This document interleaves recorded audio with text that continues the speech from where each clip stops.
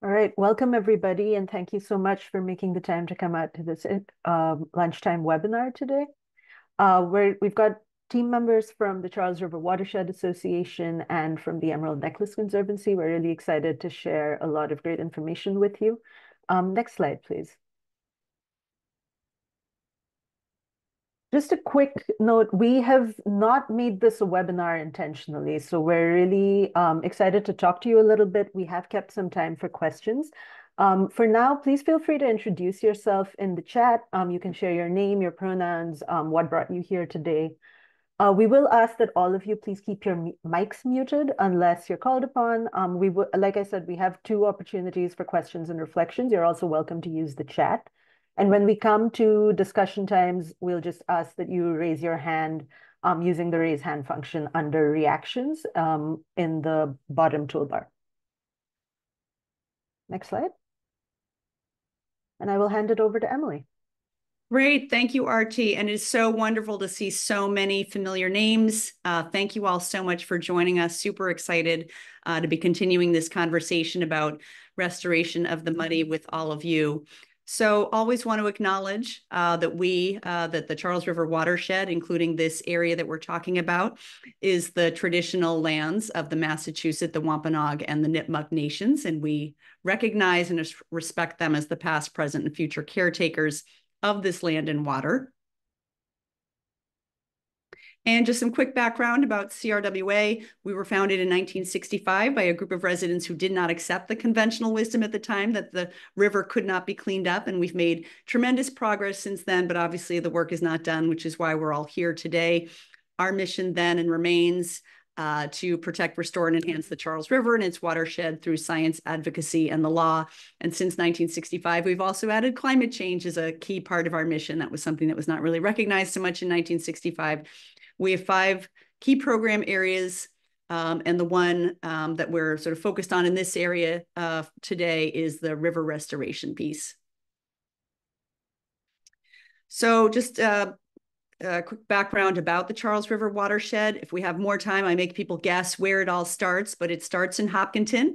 Luckily for the runners, it doesn't go the 80 miles. The marathon doesn't go the 80 miles of the windy river. It's just the 26 miles, but the river's 80 miles long, very windy, goes north.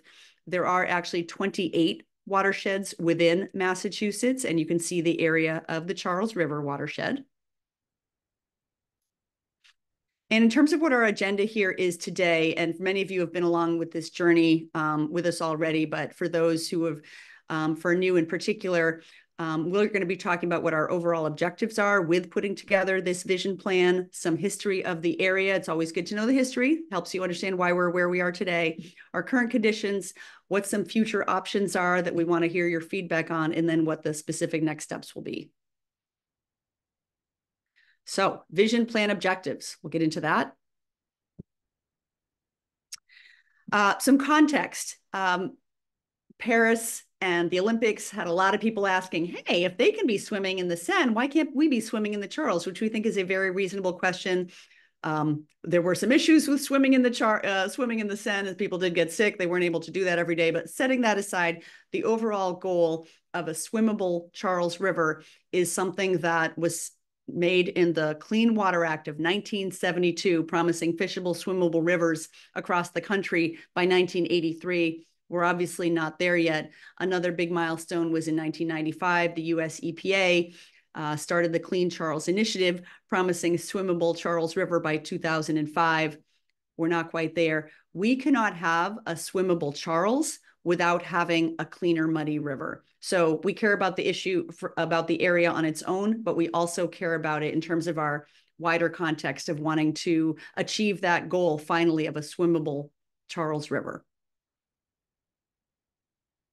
So in terms of the principles that we're bringing, we are not here, any of us, to say this is what we need to do and we just want you all to sign on to it. This is really a collaborative effort. Having said that, there are some principles that we're bringing to this discussion. We're taking a sub-watershed view, which we will get into.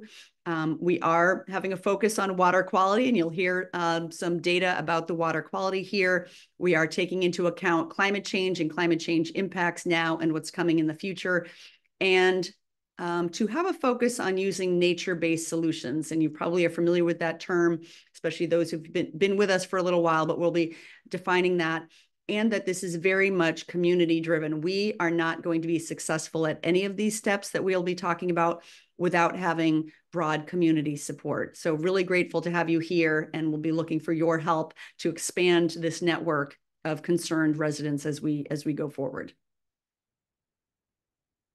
In terms of our project team, it's CRWA, and we've got several of our members here.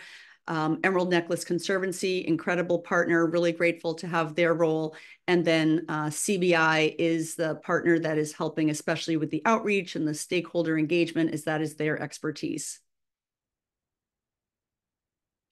We've got a number of key partners to date. This list is growing. We welcome your help in terms of identifying additional organizations, businesses, et cetera, entities that you think would be interested in this and would be an important voice. But we're really grateful to have so many organizations working with us to date. In terms of our timeline, those of you who've been at the previous meetings know that we have been organizing opportunities for people to see the area in person. We've been having these webinars to help people get a better sense of the data. We expect in the next few months that we will be crystallizing and finalizing those options, getting more feedback, and then look forward to the end of this process and having a final plan this coming spring. And with that, I'll turn it over to Jack. Awesome. Thank you so much, Emily. And thank you to everyone for being here and taking some time out of your Thursday afternoon to join us and think about the Muddy River and our watershed. My name is Jack Schleifer. I'm the Field Operations Manager with the Emerald Necklace Conservancy. That means I have the privilege of being out in the parks all the time, looking at the conditions, but also that I've had the privilege of learning a lot about the history. So I'm going to be talking a bit about that for the next few minutes. So if we go to the next slide. I know many of you probably know this, but I want to kind of walk us back and bring us towards the present conditions. And this watershed, and much of it, which is now a beautiful park system, hasn't always looked this way. And for a long time, it was a tidal channel. The Muddy River is estuarial before the Charles River Dam was put in. And that meant that water was flowing both ways, and that there was a lot of tidal activity in this area. And if we go to the next slide, that was then over time shaped into the parkland that we now understand. But prior to all of that, as Emily mentioned at the beginning of the presentation, this land was long managed and stewarded by the indigenous communities that lived here. But then in colonial eras, people started developing it more and more. And particularly in the Back Bay Fens, there were a lot of challenges that arose. And particularly one of those was the smell. We have a fun map in our visitor center in the Fenway that shows areas of concerning highest smell hotspots throughout the Back Bay Fens. And you could see that it was a really stinky area. It was starting to get backfilled, but it was also a raw sewage dump. And then in the late 1800s, Frederick Law Olmsted and his team came to Boston to turn it into a park system that would help manage the stormwater and convey it out towards the Charles River and ultimately out of our city. So if we go to the next slide. Yeah, so these are some pictures of this work when it was happening in the late 1890s to kind of shape the tidal area into more of the river that we understand today. And there's been some redesign that's happened since then in the mid 1900s by Arthur Shercliffe and others, and there's still a lot of work, of course, always going on. But this shows some original pictures of the Olmsted design that we're still working to preserve today, and that's a big piece of the Emerald Necklace Conservancy's mission. Go next. So although this park system was beautifully designed and was working really effectively to manage a lot of the city stormwater, it had fallen into a degree of there had been less maintenance than there could have been, and there'd been less oversight of some of the conditions. So in the late 1990s, in the mid 1990s, there was some very severe flooding that happened. We had record rainfall in 1996, and that caused flooding throughout the city. Some of you all may remember it. this flooding was throughout the Emerald Necklace. It caused the first floor of the Kenmore MBTA station to flood. It also caused the first floor of the MFA to flood, and it did millions of dollars in damages. And this is actually part of the origin story for the Emerald Necklace Conservancy, because we were then formed the following year in 1997 to ensure that this system were managed more carefully and that floods like this wouldn't happen anymore. So as part of that, go to the next slide, we worked on the really significant and long-lasting Muddy River Restoration Project. I'm sure most of you are familiar with this and have at least seen the equipment and fencing that was covering a lot of the river for many years. But it was a really big project that took over 20 years from inception to finalization. And it had these goals listed, and many of which were really successfully achieved, which we're proud to say. Flood damage reduction and water quality improvement were big ones. We're also focusing on the landscape and the aquatic and riparian habitat and trying to do that all within the realm of our best practices for environmental management. We go next. This shows a bit of that timeline that I was alluding to with the project design beginning in the late 90s when this flooding happened. And then it took a while for it to all be permitted and to come to fruition. And then in 2013, they began the phase one construction, which focused around what is now called Justine Mealiff Park in the Back Bay Fens, kind of near Timeout Market and Park Drive. And then phase two went until 2020. And then that construction really wrapped up in the last few years. So now we all see the fencing coming down and most of these areas being turned back to public use. Go next. This shows some of the main investments and restoration activities that happened throughout the Emerald Necklace system as part of this project. And you can see that it's a whole range of projects ranging from dredging and plantings to replacing culverts to thinking about some bridges and removing invasive plants. I think many of these are topics on which we're still working, and there's more work to do to invest in our maintenance and invasive species work and our bridge restoration and all of these essentially. But one thing I want to point out is that most of these stars and most of these investments happened directly within the Emerald Necklace Park system, which is beautiful. It's a historic resource that we want to preserve. But as we think about this project, we're putting some energy into zooming out and looking at the whole watershed, considering how maybe some off-site solutions can help our water quality and our system work to convey stormwater how it does. Could we go next? Yeah, I think this picture is just really exciting. So I mentioned Justine Mealiff Park. It was not always the beautiful park that it was, and this was kind of the phase one construction of the Muddy River Restoration Project. So here, the whole river had been culverted and put underground so that we could do what we love to do and put asphalt and park cars. And it was a real restoration win to turn it from this parking lot back into this park space that we're now working to manage. We have a whole bunch of challenges associated with that, but a whole bunch of beauty in there too. And it's such a joy for me to see turtles and herons and wildlife using this space in a way that they couldn't have previously. So yeah, it's a win there. But this project was not simple and was not cheap. It cost over $70 million total, but it was really successful in restoring over 40 acres of habitat, removing over 90,000 cubic yards of sediment. That was a big project just to dredge out the gunk from the river so that there's more space for stormwater. They also planted 460 trees and 19,000 plugs of wetland species. And there were a lot of funders that went into making this happen: Boston, Brookline, DCR, and the Army Corps of Engineers as the federal entity. We go next. Yeah, so now that the project largely wrapped up in 2023, we have the task of reflecting on its efficacy and thinking how successful it was. So it really seems like it has done a great job in reducing our flood risk for the city and also created a lot more aquatic and riparian habitat. There was some landscape rehabilitation that went into that, although we at the Conservancy stay busy trying to continue those efforts. But there are still steps to be taken towards improving the water quality and making sure that we're in line with all of our best management practices. So that's where this group comes in. Go next. Yeah, so I'll leave it at that and I'll turn it over to Lisa and Amber to talk more about the current conditions now that we're a bit situated.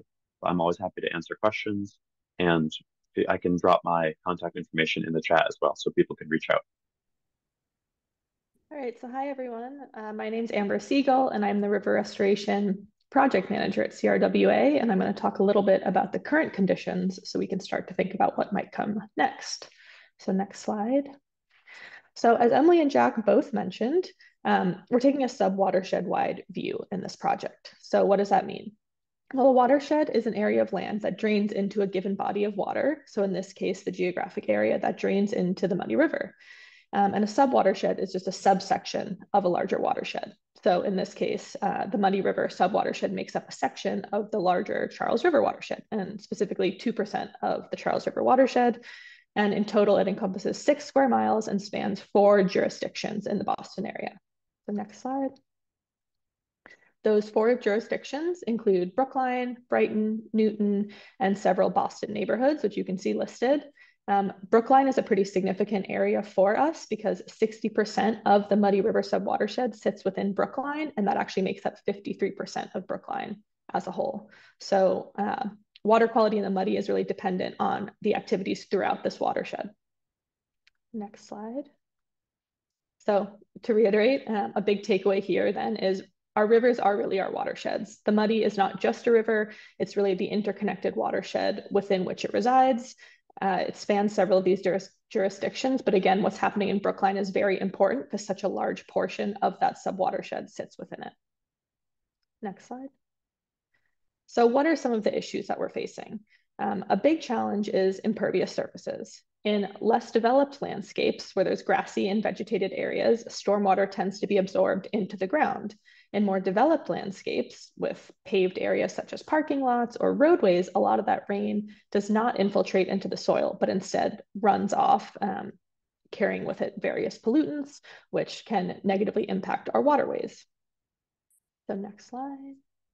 So stormwater runoff, or what we might consider wet weather pollution. So as stormwater falls, and especially in our developed areas, it runs along these paved surfaces, picking up pollution, whether that's from our highways, parking lots, and roadways, and carries all of that polluted trash, whatever else, into the river, degrading the river's ecosystems and then threatening the public health. So next slide.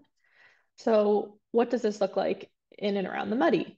So we also have dry weather pollution, which is very prominent in the Muddy River system. And this looks like 2 things. The first is these illicit connections, which you'll see labeled.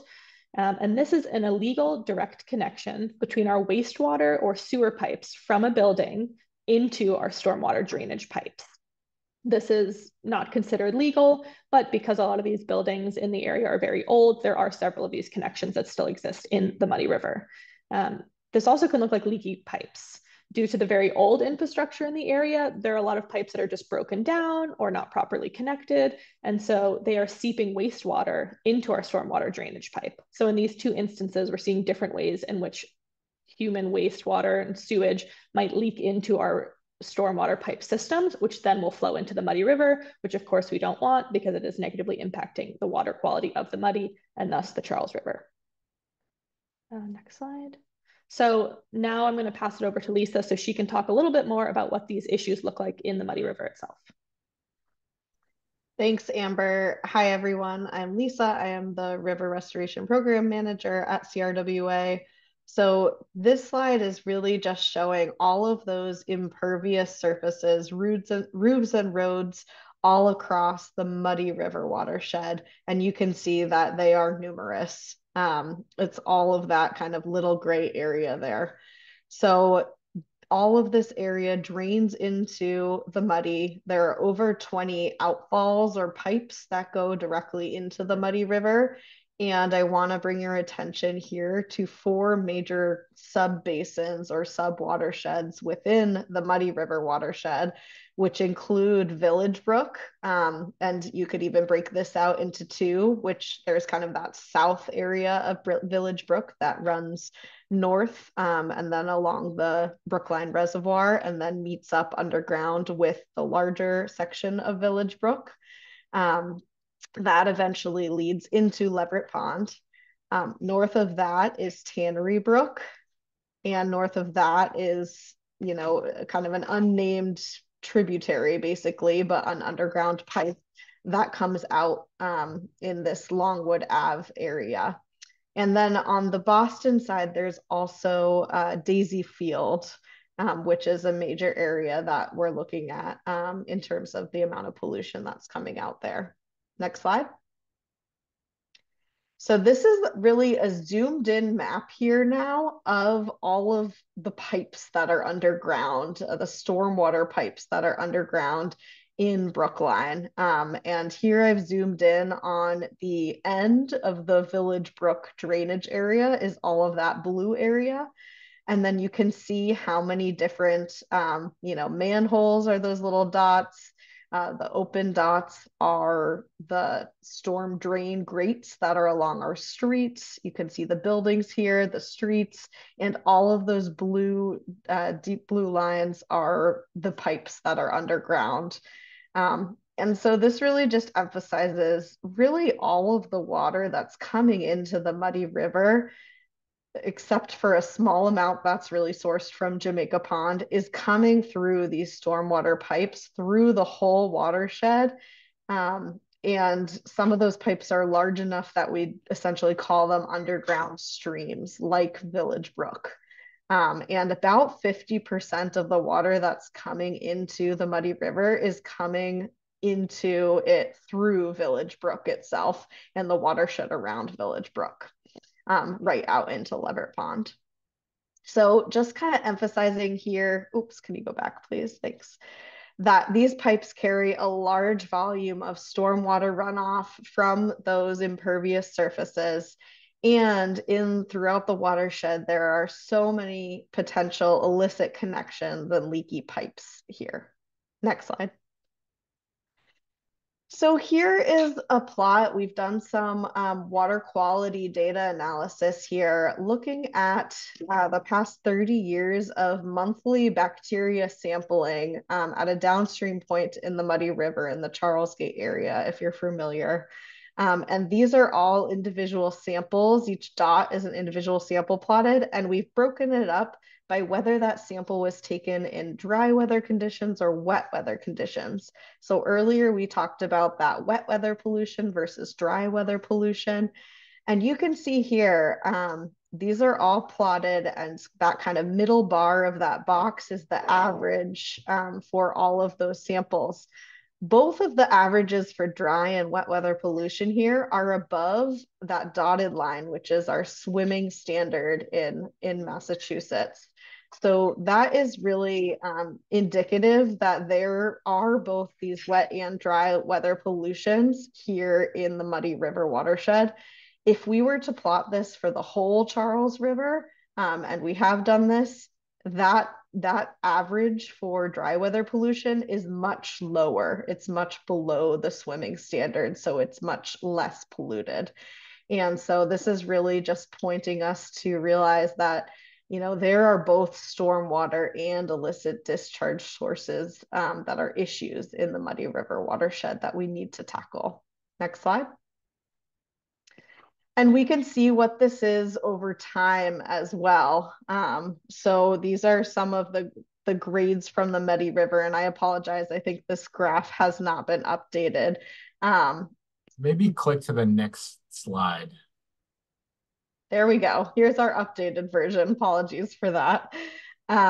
So this is our Muddy River grades based on that bacteria, those bacteria samples that are taken monthly over the last several years from 2002 through 2023. And the grades have averaged from a D- to a C+.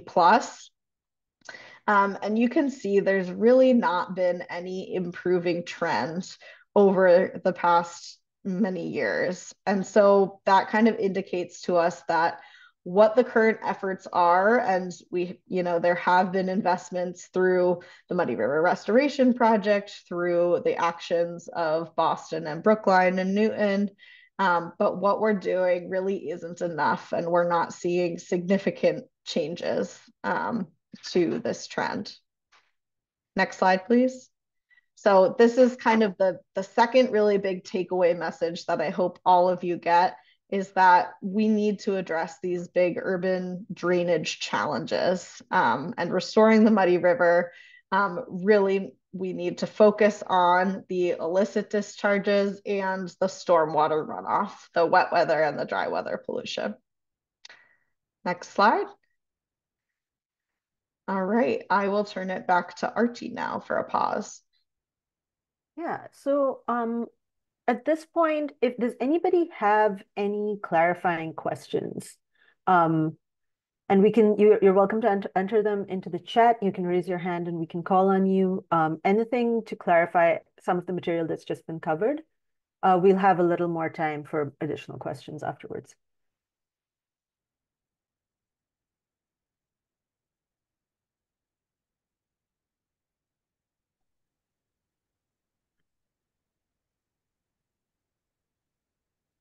I had a question. Sure, I know I go didn't ahead. use the raise your hand function, but there are a couple of CSOs that are part of that stormwater solution. Is that correct? And they're sort of towards the bottom end of the Muddy that goes to the Charles. That's part of what your information picks up in these studies, right? Yeah, I can speak to that quickly. So there's one major CSO outfall, combined sewer overflow. It's called Boston 046, and it's right at those gatehouses that are, by the Emerald Necklace Conservancy. If folks know those beautiful buildings, some of them house a place where sewage comes into the river. And yes, our sampling station is downstream of that CSO discharge point. So kind of for the purpose of this conversation, we're not really focusing on CSOs because they're their own special animal, but that's right, and it definitely shows up in our water quality data. Would that show up in the illicit category or the storm category? Great question, and that's such a good chance to kind of hit home something that we're trying to talk about. CSOs are wet weather pollution, so they're associated with, okay, we've got a lot of rain, water quality is getting worse. It's coming in through stormwater, and potentially it's coming in through CSOs. So illicit connections are really dry weather contamination. And I just want to thank you, Ed. I think that's really helpful and good to clarify that CSOs are wet weather pollution. But I do want to say that in this specific CSO, it's kind of unique in terms of CSOs because where it's coming from is actually from a separate watershed. That watershed map of the Muddy that we've been showing doesn't have any combined sewer pipes, but the CSO that comes into the Muddy is actually coming from a separate area in Boston, which is 10 square miles, which is the Stony Brook watershed. So it's a little bit of a unique situation, which is part of the reason we decided to focus on what's happening within the Muddy River watershed itself. It's sort of a visiting watershed to some degree, and welcome. Exactly. Thanks. Thanks, Ed. Sean, I'll come back to you in just a moment. We have a couple of questions in the chat. Jane asked, are those letter grades national standards? And if so, are there some sample spots that get an A that are the benchmark for future success? I can take this one. So no, those letter grades are not national standards. They are produced, calculated by a method that EPA has agreed upon for the Charles, Mystic, and Neponset River watersheds. We do see A grades in the Charles River watershed, mainly the middle sections. We pretty much always has an A grade. So that's a local example within our watershed that you can kind of point to, saying that, we do have the conditions that are producing good water quality. But the calculations are based on the Massachusetts water quality standards. Lisa. The mobile subscriber you have called is not available. Please leave a message after the tone. Folks, can you all hello, this is Ross Donald. Thank you. So another question that came up is, what is the impact of this pollution on wildlife and or other ecological functions or aspects of the river system? Yeah, I can jump in and start to answer that. I mean, we know that bacterial contamination has the, propensity to impact our wildlife communities and in ways that we don't like. I would say that many of our plants and trees and other vegetation are really phenomenal resources for remediating these conditions. So although plants don't always want the bacteria in the water, they are really good at absorbing it and helping to clean it. So I think as we start to orient towards solutions, it's exciting to think about some of that green infrastructure and some of the plantings that can help attenuate these pollutants out of the system as we move. But yes, that's definitely a big reason why we want to work on this, because we don't want our ducks, our wood duck, what have you, to all have to deal with these conditions in addition to our human population. So thanks for asking, David. Thanks, Jack. Sean, go ahead. Okay, thank you very much. And thanks also for having such a good overview to begin with. I have a couple of questions that are sort of clarification questions. The presentation talked about the negative impact of stormwater runoff and illicit discharges. But a lot of the data seem to focus on the E. coli levels in the Muddy River. And I just wondered if maybe you could say a little bit more about the pollutants that tend to be more associated with stormwater runoff, whether from road surfaces or fertilized areas of vegetation and so on, because I'd kind of thought that the illicit discharges were mainly E. coli, and a lot of other bad things came in from stormwater runoff and otherwise, and it just wasn't entirely clear how that broke down when it was presented here. And I also have a question that's probably a lot harder to answer. And that is, given what we're measuring for especially E. coli levels associated with human sewage in the Muddy River, is there any way of calculating based on the volume of the river and the flow or very slow flow of the river, how many illicit connections we might actually be dealing with and the volume that's being injected into the underground stream and drainage network from them? I mean, it's just really hard for me to figure out whether there are, 2 or 3 toilets that are just being flushed all the time, or 200, toilets that somehow are, illicitly connected one way or another into the whole Muddy River system here. And that's probably a harder question to answer, but I just don't know how big the problem that we're dealing with is. Well, you're right, Sean, that second question is really hard, but I can take a stab at both of them. So their first question was kind of like, what is the different pollution signature or types of contamination from stormwater versus sewage contamination, like illicit discharge? And the reason we're talking about E. coli is because both are significant sources of E. coli. So both are carrying E. coli, which in and of itself is not necessarily something that we are that concerned about, but it's an indicator organism that tells us there's potentially pathogenic material that's coming from mammals, that could be making people sick. Stormwater, I think kind of for the layperson thinking about E. coli, thinking about bacterial contamination from stormwater and from sewage is appropriate. That's a reasonable way to think about it. If we want to get a little bit deeper, stormwater tends to have a lot of the, microplastics, tire debris, heavy metals, that kind of urban detritus that's definitely not great to have in an aquatic environment. Whereas illicit discharges, might have more materials that are, endocrine disruptors, pharmaceutical byproducts. But I really do want to back up and say, for the purpose of this conversation and in the way that we approach water quality in general, we try and reach for that lowest hanging fruit, the kind of biggest boldest problem, and right now that is bacterial contamination. And you know, both of these pollution sources are contributing to it.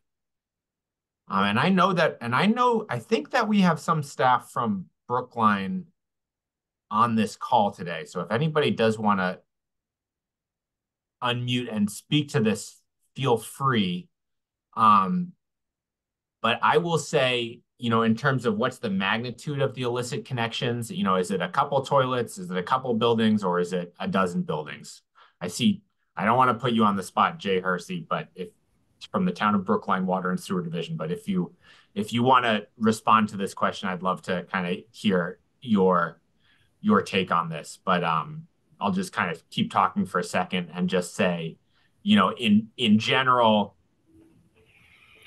there tends to be, you know, a handful to dozens of sources of illicit connections. And especially as we get into the kind of more leaky pipe situation, you know, that becomes more of a continuum or a gradient instead of having 12 places where it's entering, you know, maybe you could have hundreds of linear feet of pipe that are having some kind of leak and then infiltration into the storm drains. Yeah, I can step in, Max, if you want. Try and do my best to answer some of those questions. And first, I wanted to say thanks to everybody at CRWA and everybody else has put in the time and energy on this project. We appreciate all your efforts and everything that you're doing to help improve the water quality into the Muddy River. I mean, we feel the same way. We're very strong, passionate about, you know, what we do on our end, trying to manage, you know, many, many miles of underground pipe networks that do, at least in Brookline, primarily contribute to the runoff and, you know, challenges with water quality in the Muddy River.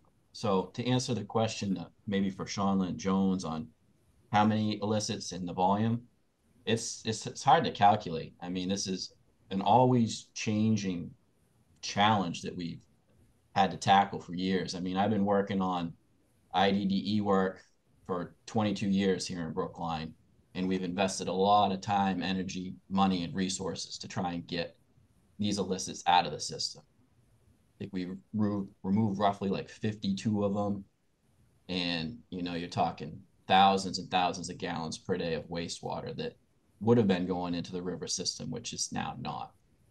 That being said, this is something that we're going to have to work on forever, and I'll just say that flat out right now, just from my 20 years of local experience, you know, in the stormwater system.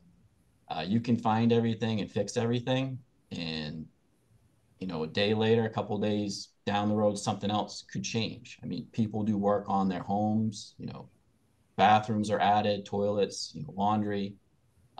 So we're going to have to make sure that we not only just take care of what we need to take care of today, but we promise and commit to always taking care of it and always sampling and inspecting. And this program will need to be perpetual. We'll have to just do it, you know, forever, just to make sure water quality is always, you know, good going into the Muddy River. So I'd like to say that, you know, based on your sample results, there's only one or two toilets from one or two buildings that are tied into the Tannery Brook drain per se, but it's hard to tell. There's a lot of base flow in all those drains, which can dilute out, you know, those concentrations. So it could be close to the river, it could be way up in the watershed.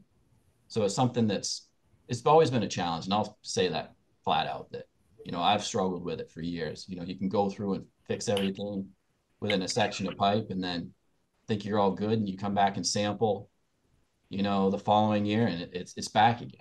So I just want to add that. And if you have any other questions, feel free to reach out. Be glad to help in any way we can. Thank you. Can I chime in too? One more comment. I would like to say that we should probably move through, but wrap up. I think Sean maybe will take your last comment and then go forward. Yeah. Just one really interesting point. By the way, I'm Sean Lynn Jones, president of the Brookline Green Space Alliance. I know I identified myself in the chat, but not when I spoke. Just one comment, and I've learned to my surprise that it's not just illicit connections that happened in 1870 when people didn't know any better. Some of these are new connections when a plumber inadvertently connects a pipe from a toilet to the drain that comes down from the roof in an apartment building. And that's been a surprise to me. And Jay and his colleagues at DPW have been explaining a lot of the details. And unfortunately, it's more complicated than I even thought before I knew that. Thank And you. I just want to acknowledge very quickly that Amy Schofield from Boston Water and Sewer Commission is on this call too, and she's an expert with an incredible amount of experience dealing with this in Boston. Can I chime in for a second? Please do. Go ahead. I just wanted to add to what Jay, and thanks again for hosting this, but Boston Water and Sewer has done extensive illicit connection and discharges in the tributary areas discharging to the Muddy River. Been doing them for many years, and I would say, like Jay says, it never ends. It's like we get through an area doing very extensive manhole inspections, dye testing hundreds of buildings, finding illicits and correcting them as we go along. Those are quantified because we found the illicit connection, so we can kind of estimate how much sewage is coming from that particular illicit connection once it's corrected. But the problem is where we don't know there are illicit connections. We've looked and looked and looked. We've pinpointed areas within these subcatchments where we found contamination, dye tested all the buildings, and have yet to find a source. We've used all the tools in the toolbox, including, TVing, manhole inspections, test kits. We have recently done some DNA sampling. We have done, we've used all the tools and still have not been able to find the sources. So that's where we stand. There are only a couple of illicits that I know of at this time in sub-watersheds discharging to the Muddy River, and those are being addressed. So just wanted to add that in. Thank you, Amy. Thank you, Amy, and thank you, Jay. I think really helpful information there. Max, let me hand it back to you. Okay, so now we're kind of going into the what can we do? What can we do about this? So the goal again is a Muddy River that meets the Clean Water Act, a Muddy River that is safe for people, safe for animals, and is a kind of thriving, ecologically healthy corridor through the city. Next slide. In general at CRWA, we love to emphasize nature-based solutions. And I'll just kind of repeat here that the big picture is the way water flows through the natural environment, it is filtered by soil. Organic material stays in the soil and water flows very slowly into the streams. Water is cooled by passing through the soil, and we don't see, huge surges in flow and huge flooding because that water is entering kind of over time through the watershed into the stream. That's not what happens when we build our cities. We've changed that hydrology, and material is rushing right into the streams through this pipe network. So nature-based solutions are sets of strategies that we can use to kind of try and turn back the clock or create a built environment that works more like nature worked before we built our drainage networks. Next slide. So I want to just introduce a little bit of a framework for how we are thinking about solutions. We're kind of thinking about three different places that we humans can intervene to correct some of the problems that we've created. One option is to do work before rainwater gets into the pipe. So these are solutions, like tree trenches, like rain gardens, like large bioswales along public roads and in public parks. These are solutions that give the water a place to go instead of going down the storm drain, or give water a place to go where it can be filtered before it goes into the storm drain. So that's either kind of promoting infiltration or what we call filtration, which is where the water is passing through some soil and some plants at least before it gets into the pipe network. These solutions tend to be really distributed, and they can help us. They can help us, especially with the wet weather pollution.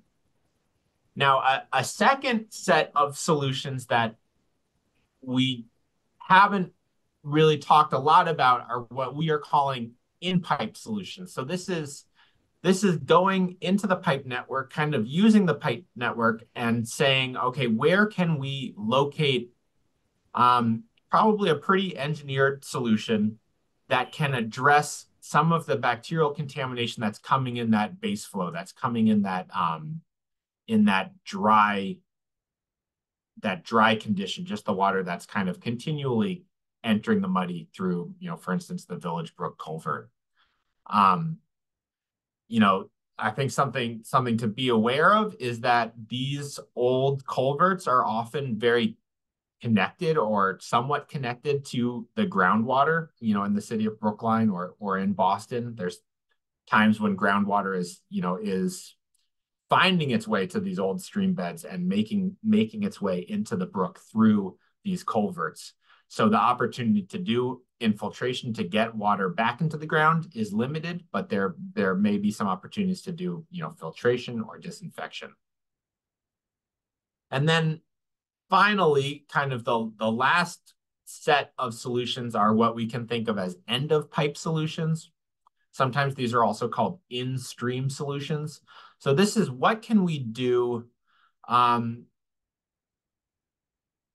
essentially within the Emerald Necklace or even within the Muddy River to improve the Muddy River's ability to treat itself.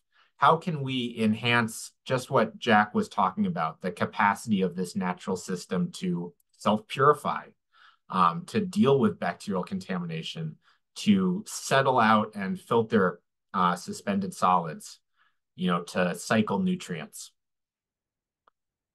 And I'm going to just kind of talk a little bit more about each of these solutions. So next slide.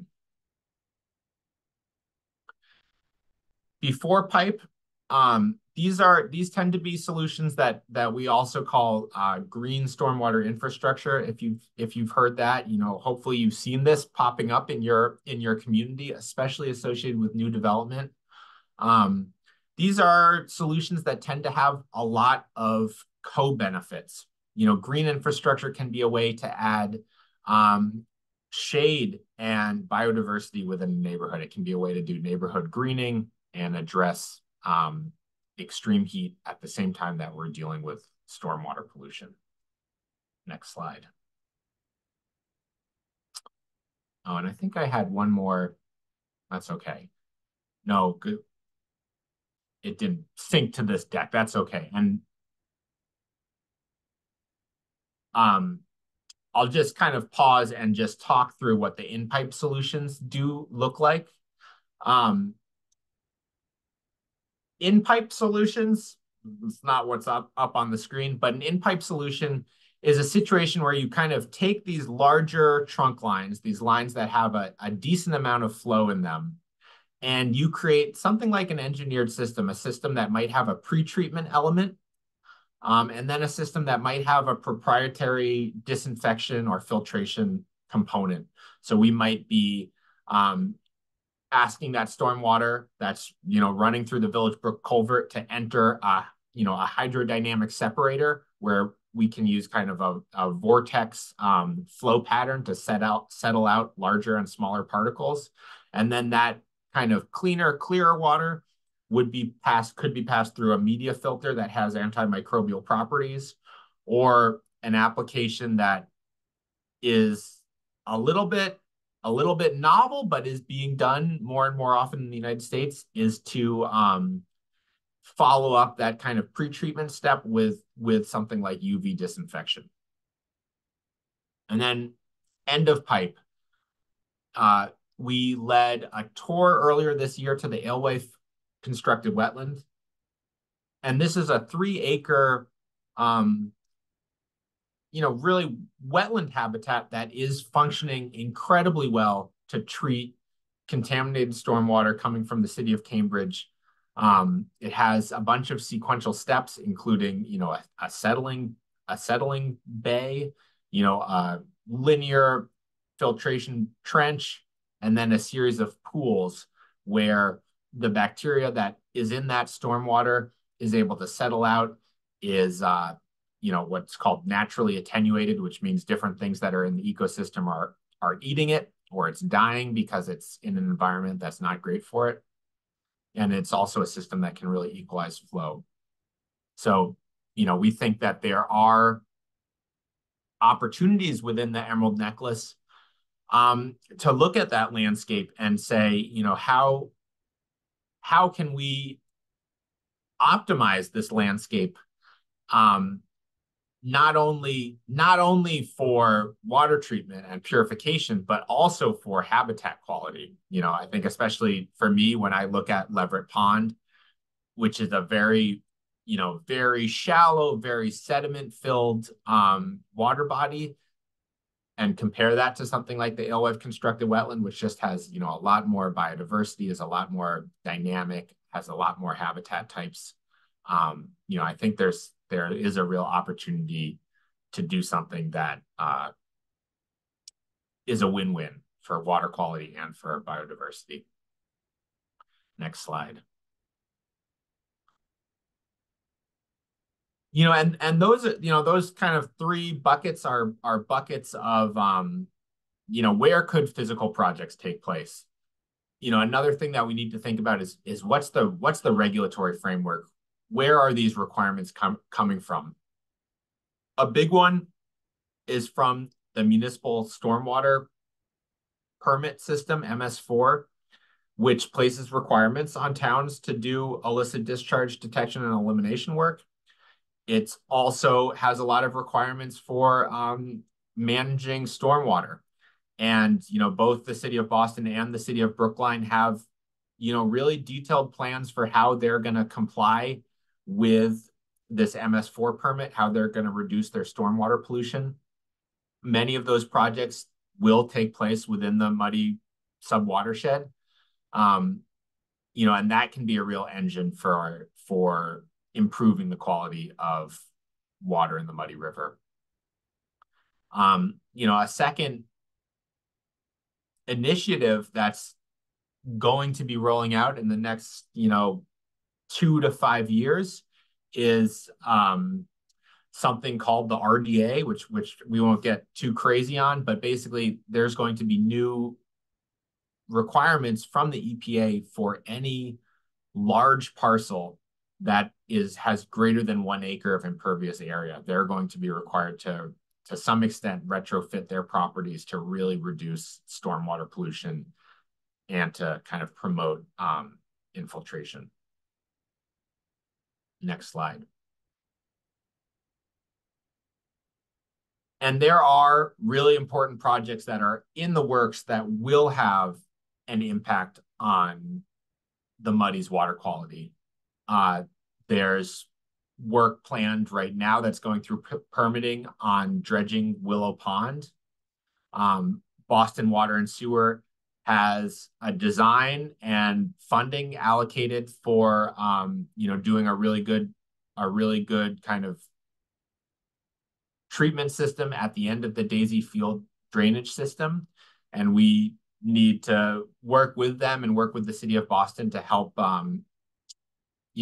that project to happen. DCR is in the process of rehabilitating their numerous outfalls into the Muddy River, which includes kind of measures to reduce erosion. And then finally, this Charles Gate this Charles Gate project is going to be a big deal for opening up the river, kind of flushing out into the Charles River and daylighting portions of the streams that is going to be very beneficial for water quality. Next slide. And I'll hand it back over to Emily Norton. Thank you all. Thank you so much, team, and just great comments and questions from everyone here. So really appreciate that. So often when we're having these meetings or these discussions, someone will raise, well, how's this going to happen? Where's the money going to come from, et cetera, et cetera. And I just like to remind people, especially those of us who've lived in the area for a while and remember the state of the harbor, remember the state of the river 20 to 30 years ago. prior to that, no one thought that was ever going to happen, that the river would always be dirty. There's documented reports on just give it up. We can never clean up the river, can never clean up the harbor. And that was obviously untrue. So we have a history of doing extraordinary things, and we can do that.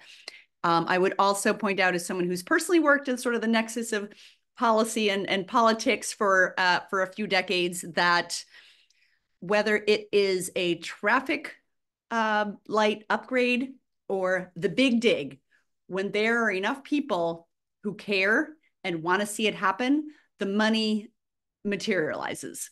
And so, but it doesn't, like, it can't be CRWA and Emerald Necklace coming in saying, Town of Brookline, just do this thing that's super expensive and no one really understands it and whatever. Instead, if it's widespread support, widespread advocacy even, it's so much easier for a town to move ahead with doing things differently, even when there's a cost. So I would say at this point, do not get hung up on what something might cost or how feasible it is. When we have an agreement, have a shared understanding of what we want to see happen, that's going to make a smooth path forward. And I strongly, strongly believe that we will be able to make really big things happen here, as we have overall in the Charles and the harbor. So just wanted to lay that out now. Next slide, please. Yeah, so that's the takeaway, is that if you like what you see here, if you like this direction that we're talking about, stick with us, help spread the word. I don't live in a town meeting community myself, but I understand that town meeting is very important and town meeting members are important. Help spread the word. We are happy to do even more. If you have suggestions of outreach that we're not doing, or groups that we're not bringing in, or individuals or so forth that are really important and influential and you think will care, we will get to them. And so really need your help. We can't do this without you. Thank you. Thanks, Emily. And I am cognizant of time, and I think that we may not have time for discussion, but I believe Lisa can stay on a little bit past 1, and I can as well. So we're happy to take some questions after. Could we jump to the 2 slides ahead, please, Carly? Thank you. So there's a few ways for you to get involved right now. We have a volunteer page with the Emerald Necklace Conservancy. We are planning a few walks along the Muddy. So if you'd like to come out with the CRWA team, we'll be meeting on Friday the 18th around lunchtime. And we'll also be meeting on Sunday the 27th at the Brookline Reservoir. So you're all very welcome to sign up. I believe Lisa is putting links in the chat right now.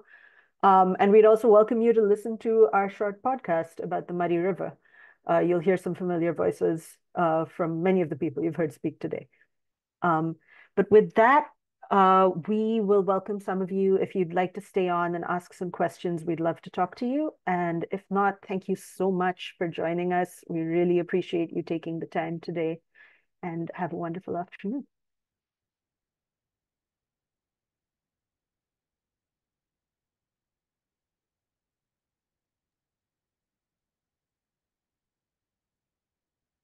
And if anybody has a question, feel free to come off mute and ask right now if you'd like to.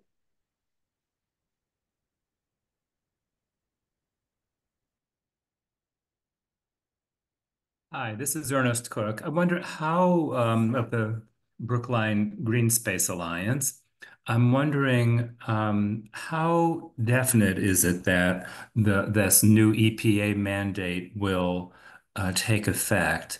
And does it depend on the outcome of the November election? So I can jump in there. I'm wondering, should we cut the recording just because the main event ended? Carly? I think let's continue recording, and we can post these questions as well in case other folks who are watching the recording have them as well.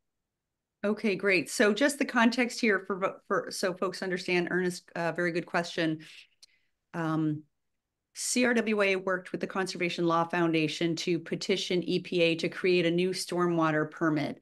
And this is really important because we have a great way to get to new developments, new and major redevelopments with new stormwater regulations and new rules. But it's hard to get to existing properties. And there's a lot of paved surface that is just on existing properties that aren't being redeveloped. So this permit will require commercial and industrial properties of an acre or more of impervious cover to have to get their own permit. So it's a big change. The EPA has done this elsewhere in the country, but in much smaller geographic areas. And EPA responded by saying they would do this not only in the Charles watershed, but also the Neponset and the Mystic. So this is a really big deal for clean water, and we are being watched from around the country. The expectation is that EPA will be releasing the permit in the next couple months. There's a comment period. In previous times when CRWA has moved ahead with something really bold, there has been legal action. We don't know if that would be the case, legal action opposing it, I mean. We hope that that would not be the case, but that could happen. So that's why it could be a few years before you start to see action from it. But this will be really, really impactful on stormwater pollution in all three of these watersheds. Depending on what happens in November, we might have bigger problems than just, in my personal opinion, than just water quality. So we're just forging ahead with what we think is right and not, I don't want to say not worrying about what happens, but we will continue to operate as we did during the last previous administration, we'll say. And yeah, I think I'll just leave it at that. May I jump in? Yeah, thank you. Two questions. You've mentioned, or speakers mentioned, the Stony Brook watershed not being your immediate concern or hands-on. Do you know if anyone is working on that? Yeah, I can take a stab at that. So it is a big, big watershed with a lot of complexity. And the first biggest challenge is actually awareness that it exists, because the Stony Brook watershed the Stony Brook is completely underground. There are a few small tributaries that are above ground, including Canterbury Brook, Bussy Brook. But those, I think folks have heard of those potentially, but may or may not know that they feed into this large Stony Brook system, and may or may not have awareness. So we, CRWA, are currently working with folks in Mattapan in particular around Canterbury Brook, to kind of get a vision of restoration of that daylighted portion of the brook, as well as bring visibility and attention to the larger Stony Brook system that is undergrounded. So it's mainly awareness building at this point, but agree that it is a very large beast to tackle in terms of water quality going into the Charles River, and that CSO that occasionally goes out into the Muddy River. But for the purposes of this project, we really did intentionally kind of limit it to that 6 square mile Muddy River watershed in particular, which we think can make the most and biggest impact on the water quality within the Muddy River. But great Thank question. you. Do I have time for one more? Trees. Jack's slide was fascinating with the numbers. It went by kind of too fast for me to completely absorb, but I think one number that was not there, but I remember it being an issue at the time, was the tree removals. And do you think that the replacement is good enough? I know the knowledge is evolving. Some of you may have been at a forum put on by Trees as a Public Good last Earth Day, and there was one slide like for carbon, which is a little different from water absorption, that if you remove one like 80-year-old mature oak tree, it would take hundreds of trees to make the same impact. So just curious where anyone stands on that. Thank you. Yeah, I'm happy to give a first response. And I think you're spot on, Sarah. I think we know that our large immature trees provide disproportionate benefits to our city, and that includes our stormwater management and our carbon sequestration and many other ecosystem services. So yeah, often people try to replant one for one when trees are removed. And I think the industry standard, I hope to see it move towards replanting by caliper inches at least, so that if 40 inches in diameter of tree are removed from one tree, we try to replant 40 inches of caliper of new trees, which might mean 20 new trees or 15 new trees or something like that. Um, we fortunately do still have a whole bunch of mature trees throughout our system. And I think that's a nice reminder for us to always be focusing on their preservation and investing in our heritage trees or our mature trees in addition to the new plantings.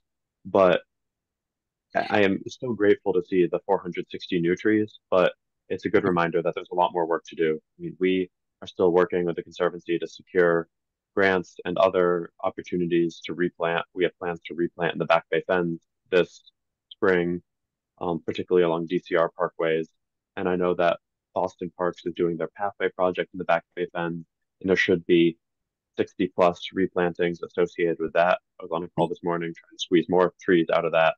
So yeah, important point that I don't think we can have too many. And especially when we're removing old ones, we want to really be reinvesting such that we can try to match their services. But it takes time, it takes patience for these trees to grow into their roles for the community.